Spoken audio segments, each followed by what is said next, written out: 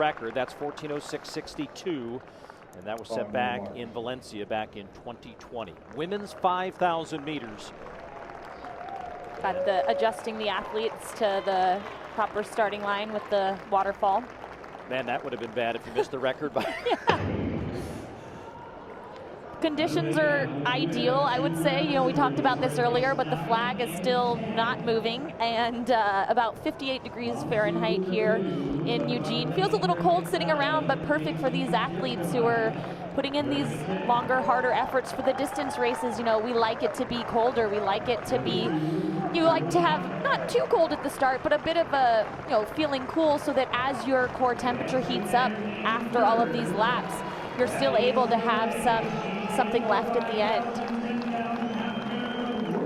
So Ejgayehu's going to settle in right behind those pacers in front. And again, the pace lights being utilized here for these 3 final races on the program on this Friday night at Pre. You know, Ejgayehu, remarkable career on the track. The world records at 5 and 10,000 meters, the half marathon on the roads, bronze medalist at 10,000 last year, the world championship silver medal in Doha. She, as a lot of Ethiopians, have been able to dial it in on the track when needed and then go to the roads and do something. And not a lot of, and why is that? I guess why can't some athletes make that transition? You know, it's interesting. Usually you'll see maybe athletes who are great road runners or cross-country runners that struggle with the track because of the repetition, the monotony, whether it's a head game or physical. But for an athlete to be able to do both, it really kind of speaks to their ability, their work ethic. You know, it'd be interesting to understand more about how these athletes train, because some of them probably do train on the roads, and maybe that helps them when they get out and they're competing in different surfaces.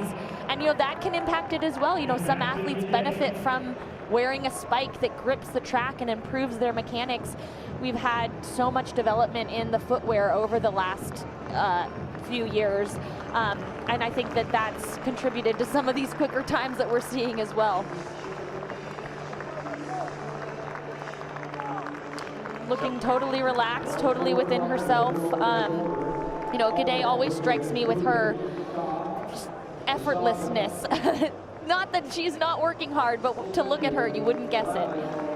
Right behind Ejgayehu is Ejgayehu of Ethiopia, who won the World Indoor Championship this year at 3,000 meters with the World Youth Champ back in 2017, just 20 years of age, as the Ethiopian distance corps just keeps reloading. And then Ejgayehu taps the shoulder of the pacer and says, "Excuse me, I'm going to step in front of you." Here's the first kilometer. They were 2:53 at 1 kilometer. In her world record race, she ran 2:51, so they're a little slower than what we saw in Valencia back in 2020, and maybe that's why she made the tap.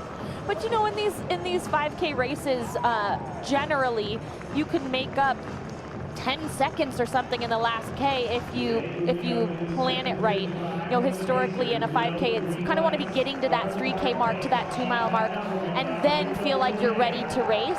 And so the 5K is tricky because, you know, you go out a little too hard and you can hit that point where the race really begins, and you can all of a sudden start moving backwards. Obviously this field, especially someone like Ejgayehu with all her experience, she knows how to run these races, but, you know, attempting a world record is a big deal. Well, she's now driving the bus here as they come down the main straightaway. They'll have 9 laps, so they're inside of single digits now on the lap counter. And you can see Ejgayehu kind of elongating her stride now, kind of in, you say, such a graceful runner on the track. Ejgayehu behind her, then Taye.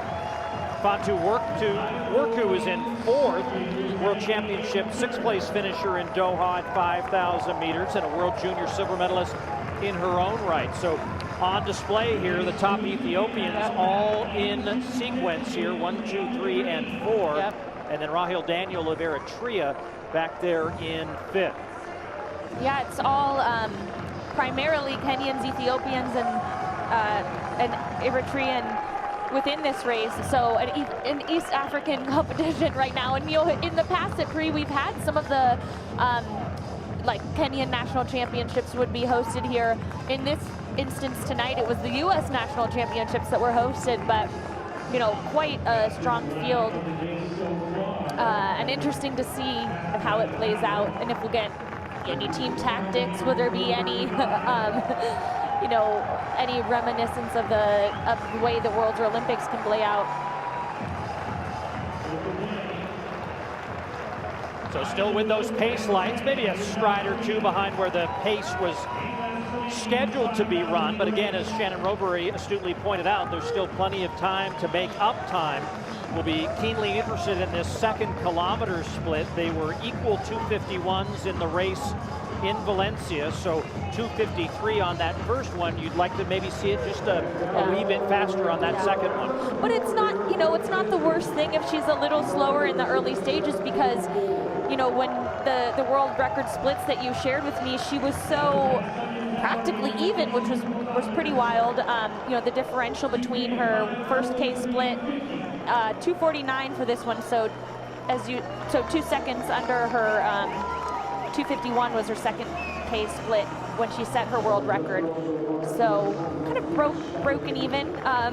She should be at around the same 2K split overall. But you know, really, she didn't have a huge differential between all of her K splits when she set the world record. And maybe that's how she likes to run it. But you'll see some other athletes who will go for 5 seconds quicker in that last, 10 seconds quicker in that last 1K as they really put on the extra gears.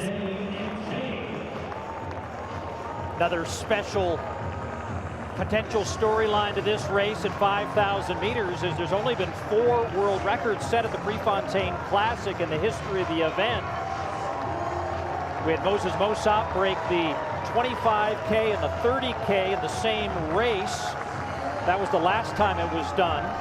And then Mary Slaney, as Mary Decker in the 80s, broke the 5,000 meter world record at Prefontaine. Don Corey set the world record in 1975 in the 220-yard dash. And so linking the past with the future here is the potential to unfold here over the next several minutes with 6 laps left on the track. The current record holder, world record holder in this event, Letesenbet Gidey of Ethiopia, out there in front now. Taye is in second. And now 6 laps to go. So they're on to the back half of this race now, and it was 1 second per K faster in those last 3 kilometers for Gidey in that world record.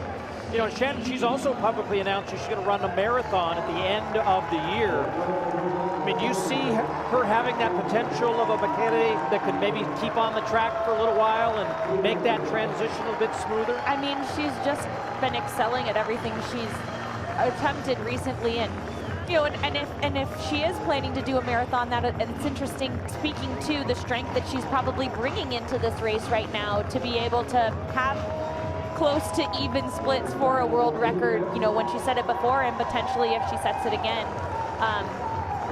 And you spoke to her ability to run on the road, so certainly when she does get to the marathon, the ability to manage the pain of a 5K, it's a very concentrated discomfort in a 5K, and she navigates it well.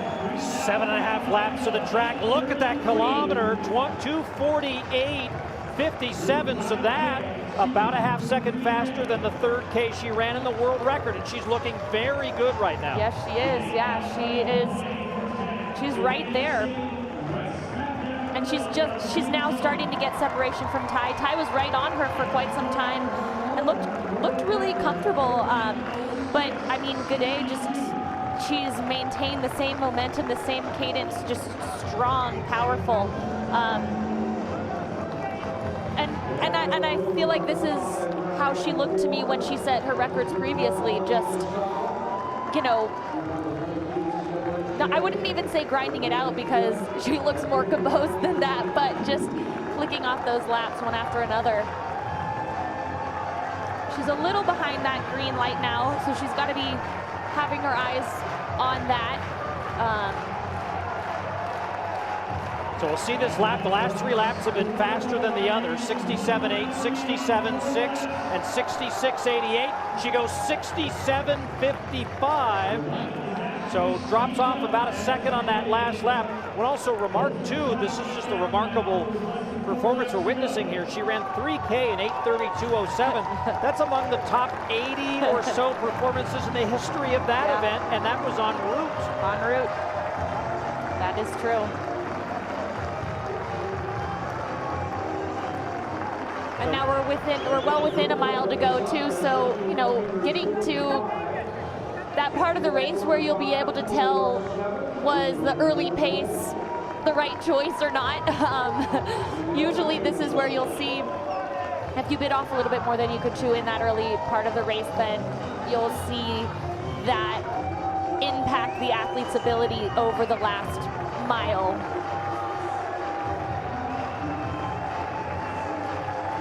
Gayeh. Now a little separation seen between her and those wave lights. Now 3 laps to go. And it looks like Ejgayehu is now coming back and closing the gap just a little bit, trying to regain contact. You know, you have to give it to Gayeh for getting out there, committing to the pace, moving the pacers aside even, saying, you know, if I'm going to go for this, I'm going to go for it. And it looks like it maybe was a little bit too much for her today. Who knows? We still have some time left. Maybe something will happen. But, you know, it takes a special athlete to say, I'm just going to go for it from the start. And if you're going after a world record, of course, that's what you have to do. But still, it's a lot of expectation and a lot of pressure to be on her shoulders. Everybody's looking to her. And, you know, she went out and set herself up for success. You know, whether or not she comes home with that record, I think to see an athlete do that is really inspiring. 2:52 on that last kilometer, that about 4 seconds slower than she ran in her world record. Ejgayehu, again, a little bit closer now with this next lap. 2 laps to run, and Gayeh's starting to look worn out here. Yeah, I noticed just as she was crossing the finish line, I mean, she's looked really strong. She's looked really smooth, but a little bit more movement side to side, or little clips every now and there. And Ejgayehu is definitely closing in on her. So with this last 600 meters, it stands to wonder if she will try to come up on her shoulder and see if she can get past her for the win. Well, you see Gayeh look over her shoulder on the inside, said, do I really have someone behind me this close? Ejgayehu says, yes, you do. And I'm a world record holder too at 5,000. It just happens to be on the road. So 2 of the best that have ever run this distance, whether on the track or on the road. It's maybe less about a world record chase now and more about a phenomenal finish. Gayeh there looking back on that replay on the backstretch, and now they are side by side as they will come to the bell. Ejgayehu now with a definitive move as she breaks through and takes the lead, and Gayeh does not appear to be responding. You know, it's tough when you set out to, I'm going to go after the world record, and as you fall off that pace and the wave lights get further from you, to sort of readjust. And, you know, she only would have fallen off that pace if she was struggling with that pace and maybe feeling a little tired from it.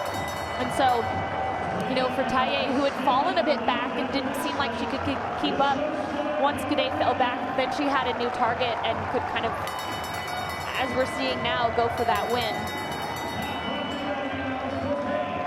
Well, a half lap to run for Ejgayehu, who becomes the story here in the 5,000 meters on a day where the world record holder went for it, and now losing ground with every stride. She will finish second, but here comes Ejgayehu, and the appreciative crowd is on their feet.